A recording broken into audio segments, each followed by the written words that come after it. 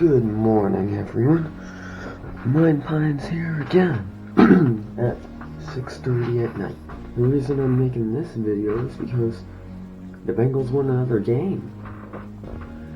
First it was Jacksonville, and now, surprisingly, they beat the Titans. I was actually at that game in the stands. Yeah, here's a couple pictures. Sat next to a guy with a nice Bengals WrestleMania hat, face mask.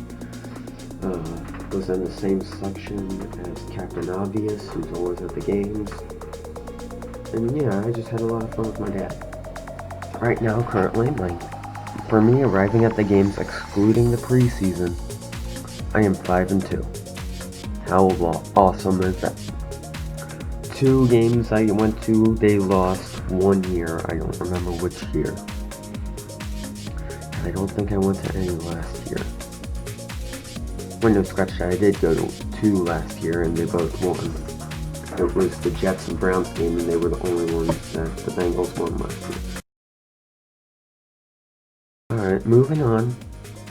Let's recap how the actual team did. We'll start with the Bengals. And we'll go ahead. We started out with special teams. Kicker, Randy Bullock. Didn't really have much to show. He was just doing the normal field goals and PATs. Although I do give him props for not missing or getting a cramp with all that wind that was going on. It was really windy there. So much so that someone had to hold the ball on kick return. So then moving on to kick return, Brandon Wilson. He was outstanding. Made a, I don't know, all I know he made it to the Titans 45-yard line in 1 kick return. It was pretty wild. Probably it's one of the reasons why I love Wilson. Then we got Kevin Huber. He is probably one of the best punters we've ever had. He deserves to go to the Pro Bowl for it. He was just outstanding. I mean, look at this punt. To give you some background, the Titans decided not to have a punt returner down there. So this is what Kevin Huber did.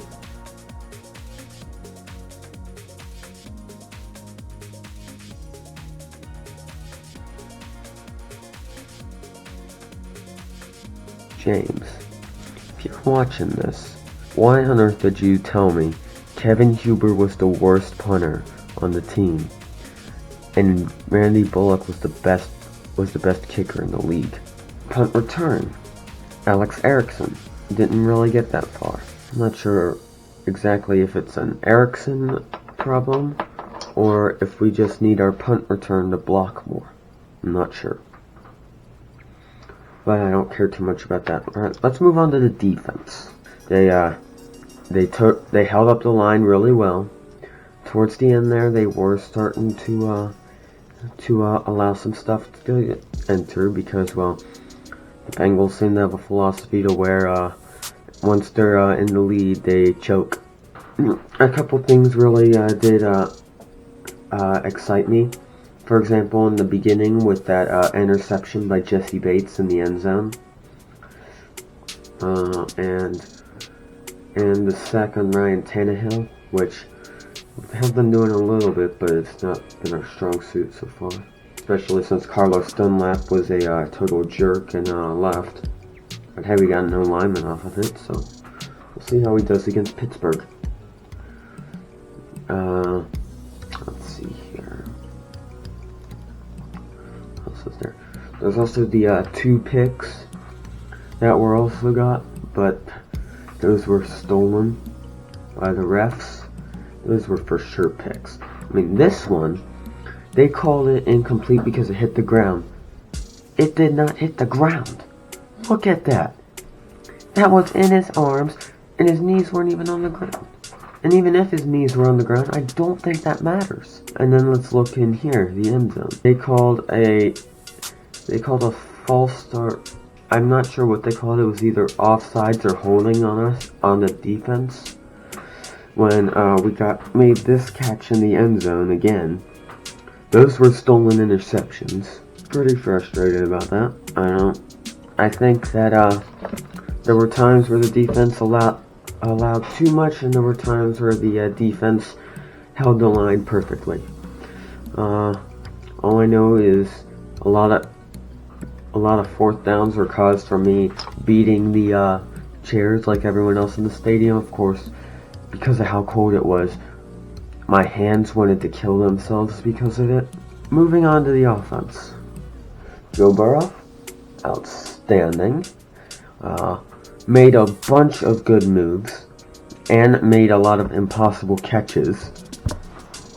I mean, if you're watching this right now, you're probably seeing a little montage of all the impossible catches he's made. Then T. Higgins, Auden Tate, Tyler Boyd. They got a lot of catches here, but Tyler Boyd was the only one to score a touchdown. Most of the touchdowns scored now were because of Giovanni Bernard and our backup running back, Samaje Perine. And since Joe Mixon was hurt for this game, we ended up with Giovanni Bernard as the starter and Perine as our backup. But they did really well. O-line. Where was this in the beginning of the season? I mean, this team, up until Pittsburgh, was undefeated. And now they've lost to Pittsburgh and us. Pittsburgh, I can get, they're undefeated right now. But us? Come on. Jesus. And I have a feeling that after this season, the Titans are not going to be like in the AFC North. You know, they're really going to hate it, I think.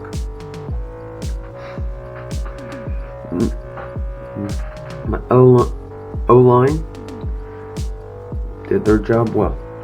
Did what they needed to do. Please do more of it, especially when we go to Pittsburgh. And the fact that we beat a team like this makes me believe we have a chance against Pittsburgh. All of the games we've played, we were in. We are at least in the game. There was only one game where we were never going to win that, and that was just the Ravens. We were too far gone with that one. Yeah. So real quickly before I end this, all of these games, we're just going to focus on the Bengals because, well, they're the best. All of these games they were in. The Chargers against the Bengals, it ended with 13-16. Bengals and Cleveland, 30-35. Bengals to Philadelphia, 23-23, our only tie.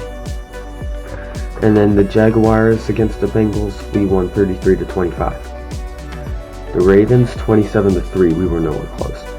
Colts, 31-27. I mean, it does seem like a wide margin, but either way, still in that, because we were in the lead before, we just gave it up.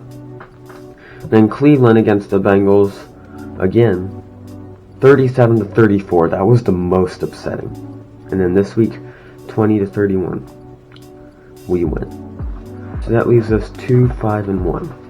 I wish they do it on Fox more because I hate the casters on CBS. They know nothing about football. Anyway, that will wrap it up. Thank you for joining me. And if you get 5 likes on this video, I will do a recap of the entire NFL week every week. And if you don't get it, I'm going to do that next year. So, thanks for watching. See you on the next one.